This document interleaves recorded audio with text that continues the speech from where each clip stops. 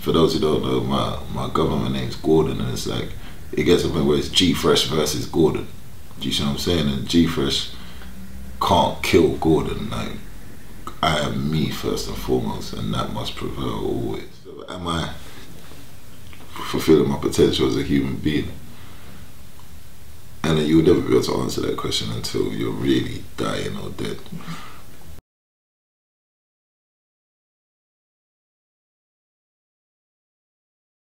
Good afternoon, G Frsh. My brother, it's good. Everything's good. How you feeling? I'm cool. Yeah. It's a good day today. Yeah, it is. It is. Not nice outside, but it's good. Yeah. I told you off the mic that I said that the song "Falling High" is one of the songs of the year.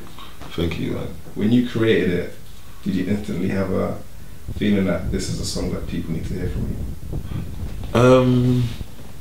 I never feel like that in particular. It's more like I just made it and I know it was sick and I knew whatever I had to say on it, because I made it with Sonny, the producer, and then like obviously we just doing everything. We have like the hook, and then I take it away, then I'm writing, and I just knew whatever I had to say had to be very precise and to the point, and I just wanted to get my point across. And I've never been someone, I've never wanted to speak from that perspective, if I'm honest. I'd rather be like the man and nothing affects me and nothing matters and I'm okay. But you know what, I wasn't at the time, and sometimes I'm not, you know what I'm saying? And I think it was, I just wanted to say that.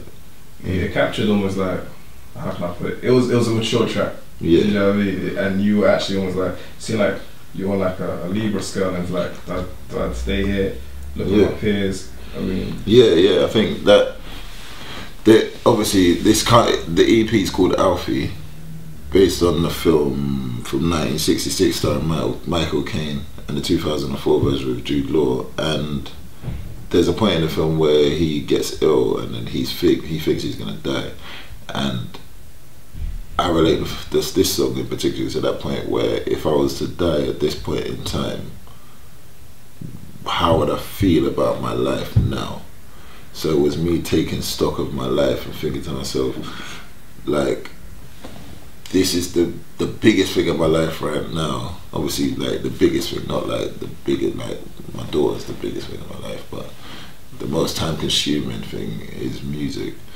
And I wanted to see how that has affected me so far and where I am, and yeah, just to be real with myself, like, is this something that you should continue doing, and all the rest of it? And sometimes falling high as a concept is being caught up in that high so much that you don't even realize that you're coming down, you know what I'm saying, and you're falling and you got lost in your dream, you know what I'm saying. And I think dreams these days are something that has consumed everybody, especially with social networking, because there's so many motivational quotes, there's so many people telling you chase your dream, don't give up, don't do this, that and the third. And you know what, in reality, sometimes there is a right time to quit, and you have to understand that. And for me, not that I'm necessarily there, but you have to question yourself at every point, is this the right time? Is this viable for me? Is this beneficial to me and those around me to carry on? And that's falling high to me. Because you pick up on that, you talk about almost how much money you've actually spent, yeah, just to actually even create. Yeah. And then it's like you spend to create, and then you create a monster that you have no control over, in the sense of, and it's like a conversation that, like, me and Sincere, we're close, and it's like conversations that we have, and we get to the point where, for those who don't know, my government name's Gordon, and it's like, it gets to the point where it's G Frsh versus Gordon. Do you see what I'm saying? And G Frsh can't kill Gordon. Like, I am me first and foremost, and that must prevail always. You be saying that, like, because we spoke about that whole concept of Gordon can't kill G Frsh. You actually have more to offer than the average aspiring artist. You're educated, you know, you ran through university like it was nothing. You know, how do you then develop enough perseverance to actually stay with music when you know you have other options and you look at your peers from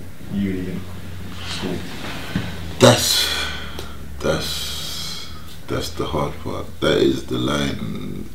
She just bought billboards and a new range. I spent the same on studio. That's it. And then, like, that is my biggest problem. Knowing that I have to say to myself, am I fulfilling my potential as a human being? And then you'll never be able to answer that question until you're really dying or dead.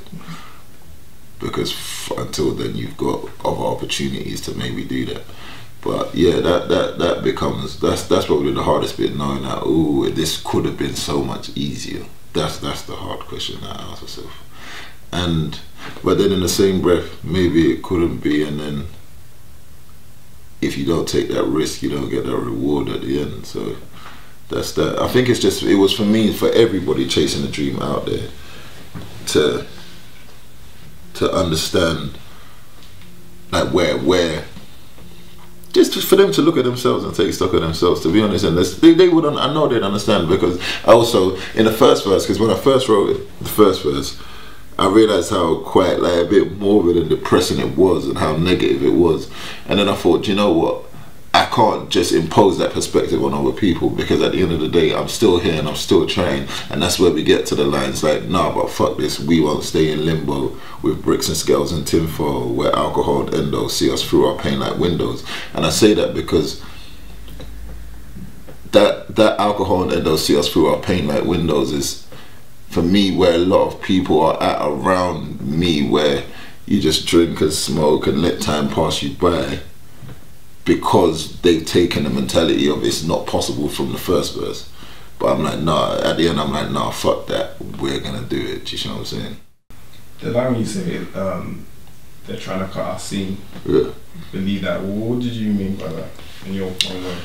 It was because of, for anyone who's actually paying attention to the scene as a whole, you'll see that a lot of artists try to cross over, weren't successful, got dropped. When that happens, and this is why I say to all UK artists, like, you have to support one another, because the effects of somebody else on yourself are greater than you would ever know. So it's easy to laugh at someone who's been unsuccessful until you realise how their lack of success is going to affect you. And that means when you leave that bad taste in investor's mouth, being a label, he's not going to want to invest again when his fingers have been burnt. So that's what happened.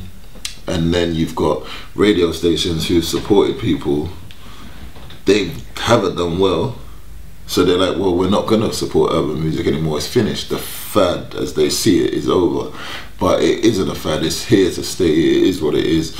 And I'm just trying to say to the people, like, look, be aware that they don't want you here, they don't need you here.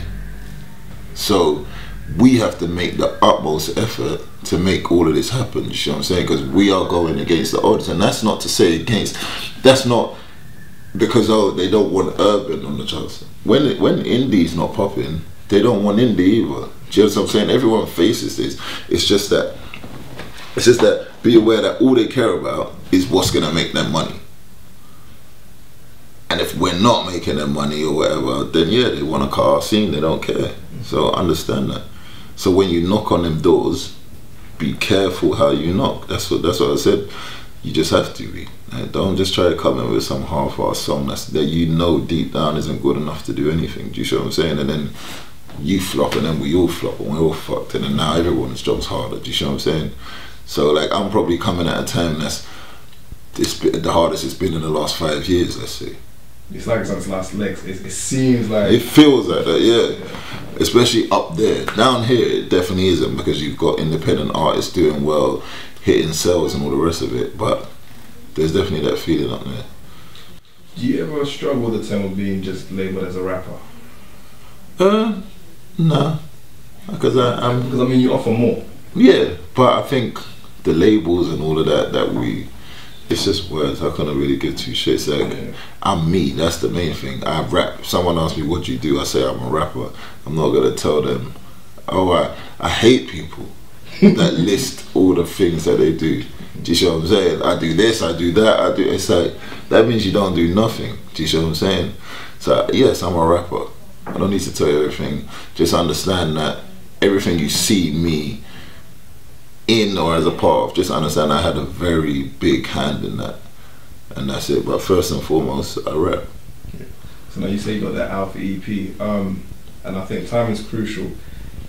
You've been once you've been on the fence, but have you been waiting for this moment to just say, you know, you're like, because I think people have been like waiting to see what you do when you actually are going to come forth and say, this is something that I'm really here to give to you.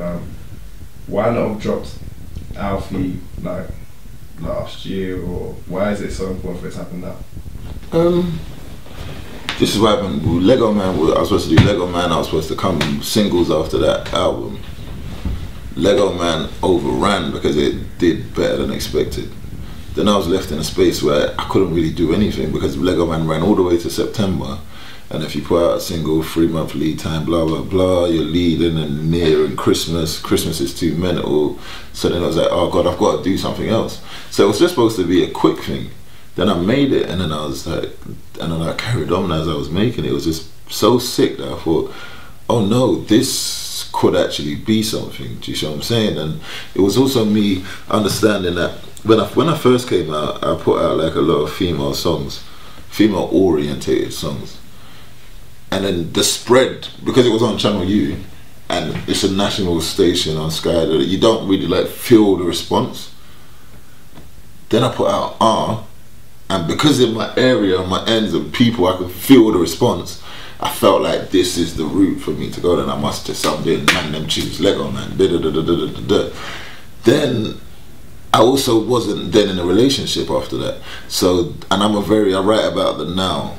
So then when I wasn't, it wasn't really, there's no love tunes to be making from me. Do you see what I'm saying? So I didn't make chick songs, and then now I thought, right, I've really neglected females, and I'm not gonna go and make some corny ass R&B shit. It's more about me making what's real to myself at this point in time, and that's why it's called Alfie, because he's technically like a player, womanizer, whatever it may be.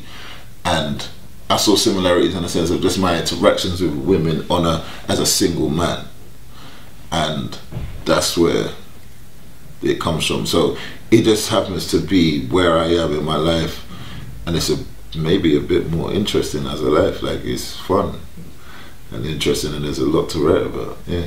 You say that you're what most people define as a made man, you know, as in, what does 50 say, like when the cameras go off, my things don't go away. Yeah, you know, having all these interactions with females. Do you ever feel like they're trying to take something from you because everyone automatically knows your status? Do you know what's weird? That's another thing. There's so much you learn, because that would be the basic perspective to have. You go, they don't even. Do you know what's really mad? And I don't even want to be crude, yeah. But someone said, one of my friends said to me, they don't even want nothing from you. They just want Rich Willie. That's what he said. And I was like, what kind of a horrible, weird way is it to put it like that? But in the real sense of it, sometimes it's not as, it would be basic for me to write from that perspective. Oh man, these hoes just want my money. They don't. They just come, sometimes they just want to roll. Sometimes they just want to be, they don't want a range, they just want to be in the range with me. They don't want, like, you don't need to pay for VIP life for them. They just want to be in the VIP. So it's understanding those dynamics, the reals of it, rather than the rap perspective that's been pushed on us before. Do you see what I'm saying? And I think it's me looking at the dynamics between me and women, or men and women in this day and age, to be honest. So yeah, it's never that simple. Like one of the songs, The Hardest Part, for example, is about, we shot the video the other day, it's about me liking a girl that has a boyfriend or whatever, but that would be basic if I left it there. The fact of the matter is, where I've taken it and what the reality is me liking her. She has a boyfriend, but I can't offer her more than the also boyfriend she has. I'm no better. That's actually the hardest part about liking you, is that I can't do anything more for you than the bullshit you already have. Do you see what I'm saying? So that's the realities that I'm facing. So that's what I'm writing about. I'm not gonna write, oh, you got a boyfriend, man, that's so my heart breaking. It's not me, it's just not where I'm at. it's really enlightening because it's like you are challenging. It's almost like you're kind of like, not challenging yourself, but you're being very honest with yourself, without a filter. And that's what Alfie's about. If you see, Alfie's one of the first films where they broke the third wall and spoke directly to camera. That didn't really happen in film before. So in that, when you talk to yourself and really analysing yourself, to me, it's like when you break that third wall. Do you see what I'm saying? It's just now, oh, right, it's not everybody else's perception of me that matters, it's my own perception of myself.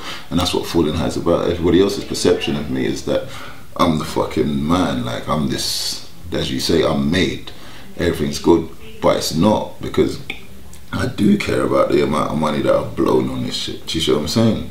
And me having some groupies and some chicken heads and everybody going G Frsh, that's not enough. It's not enough. They don't pay no school fees, trust me. And they're a lot. Yeah. Yeah, saying that though, like you're one of the most ambitious people I know. Because we talk and some of the things you say just even opens my mind to new levels. How far do you envision taking G Frsh being taken with rap? Do you know what? This is the maddest thing, and this is the Falling High aspect of it. Yeah, is that maybe I'm crazy, maybe I am high, maybe I'm high to think that I could be the biggest thing ever. Do you understand what I'm saying? Maybe that's mad, but that's what I see. To be honest, like that's what I see. Like I'm like, well, yeah, like I can be the best, like in every way, shape or form, and if they allow me to, I can. If they help me to, I can. If I have all those resources available and I just work as hard as possible, I can. Do you see what I'm saying? And it's as simple as that. But then the world teaches you to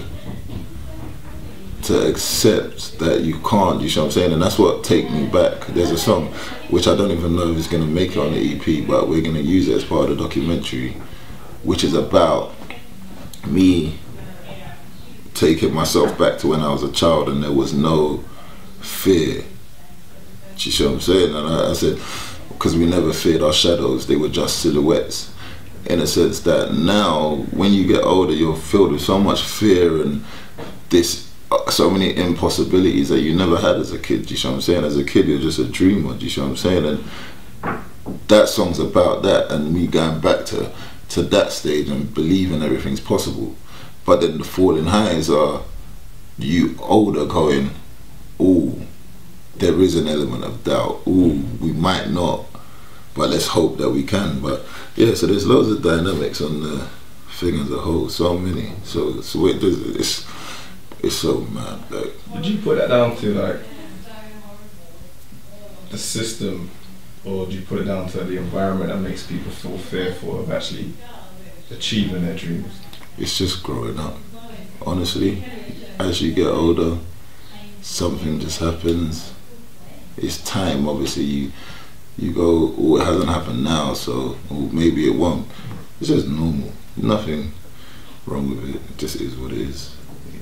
So, you know, you've been on a tour. You know, you've done a couple of you were at the O2. I mean, how was that like performing in front of all those people? Do you know what? You don't really notice that when you're doing it. What you do notice is when you're doing a sound check and the seats are empty in the space. So that's when you notice it. But when they're there, it's just another crowd. Yeah. But when that place is empty, you realize, wow, like Tiny really did a lot to fill this place up. Do you see what I'm saying? Like, and that was the shock for me, to be honest. And back onto the Alife EP. Have you slotted in a date of when you're gonna be putting it out? Yeah, May sometime, like towards the end. Okay, so that's pretty soon. And it's gonna be on iTunes and stuff. So no free. To be honest with you, yeah, I wanted to do it for free. Yeah. But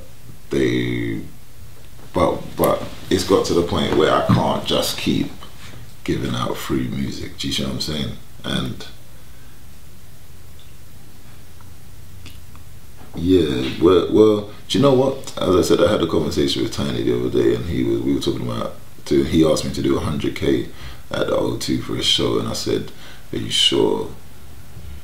And he goes, I said, "Are you sure? Like, you know, like that's like, you know, the crowd, and you sure 100K at your show?" He goes, "Well, if not now, then when?" And it was like, that's where we've got to with the EP. If I'm gonna sell, if I'm gonna be an artist, I'm gonna have to sell one day. So if not now, then when am I gonna do it? Do you see what I'm saying? Am I gonna go and test the waters with my album the first time, selling something? That's mental. Do you see what I'm saying? So yeah, it's for sale. But it's kind of just that instinctively, just for like just to feed the consumers and let them actually. Instinctively, I just want as many people to hear it as possible. And I understand that some people don't want to pay for music. I understand that some people can't afford to pay for music. And I understand that giving out music for free is sometimes the best way to get it to as many ears as possible. And with me, that's always my thing. I just want as many people to hear it as possible. But I hope they'll hear it in this way also. You said before about Gordon versus kind of like G Frsh.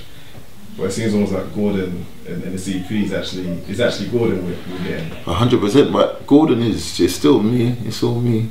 It's just that, it's just another side to me. It's me looking at that. It's me writing The Man, talking about all the girls I got showing off, to then going, "Oh, do you know what, when you're running around chasing all these girls," and then I tell my little sister, I said, there's a line where I go, I haven't seen my sister smile in a while. I said, I've been too busy, so I ain't been around. But this morning I woke up at some girl's house, got so high last night, so they ain't come down. It's me going, when you're caught up in all of that, there's something else that has to lack at the same time, you know what I'm saying? So how can I say I haven't got time to talk to my mum on the phone if I'm then picking up the phone to a girl? And I'm just going to rap about the girl that I'm talking about, but not rapping about the fact that I told my mum I haven't got time to talk to her. Do you see what I'm saying? It's the same thing. Given the dimensions, isn't it? Exactly. So it's the same me, just that side and whatever other side I experience.